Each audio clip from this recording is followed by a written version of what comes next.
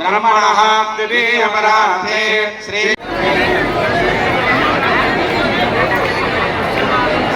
స్వామి యొక్క దివ్య మూల మంత్రం ఓం నమః శివాయ. సీతారామచంద్ర స్వామినే నమః. మాతృదేవో భవ. ప్రాణాయామే వినియోగః ప్రాణాయామం కరిష్యే. రావణాసురుణ్ణి కొట్టిండు, తెచ్చే అంటే సీతా అమ్మవారిని తెచ్చిండు. ఇది మనందరికి తెలిసినటువంటిది.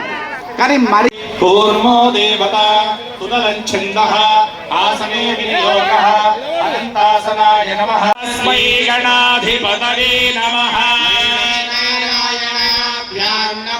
ఉమామహేశ్వర చేత, కిన్నెరుల చేత, కింపురుషుల చేత, ఏ జంతువుల చేత, ఏ ప్రాణి చేత నేను చూడడానికి వచ్చారు. ఈ కళ్యాణోత్సవం మీ పేరు పైన జరపబడుతుంది. అందరూ కూడా ఒకసారి నమస్కారం చేయండి.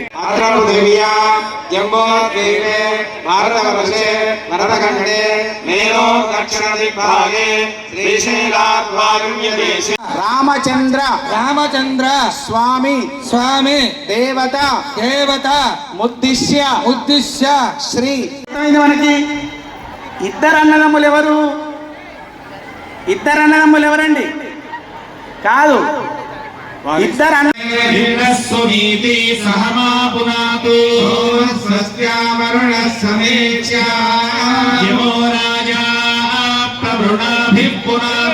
అంటే మీ అందరికి ఒకటి తెలుసండి. అమ్మ కూర్చోండి తల్లి.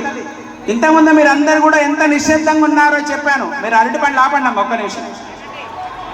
మనకి శంకర ప్రాణవల్లభే జ్ఞాన వైరాగ్య సిద్ధ్యర్థం భిక్షాం దేహి చ పార్వతి జగదంబా మాతాకి.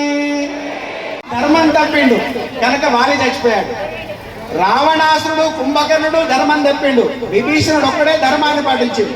కాబట్టి విభీషణుడు ఒక్కడే మిగిలాడు, ఇద్దరు పోయారు. రాముడు, లక్ష్మణుడు, భరతుడు, శత్రుఘ్నుడు నలుగురు కూడా ధర్మాన్ని ఆచరించారు. కాబట్టి ఆ నలుగురు మిగిలారు. కాబట్టి మనం ఇటువంటి దివ్య కళ్యాణ మహోత్సవాన్ని ఇక్కడ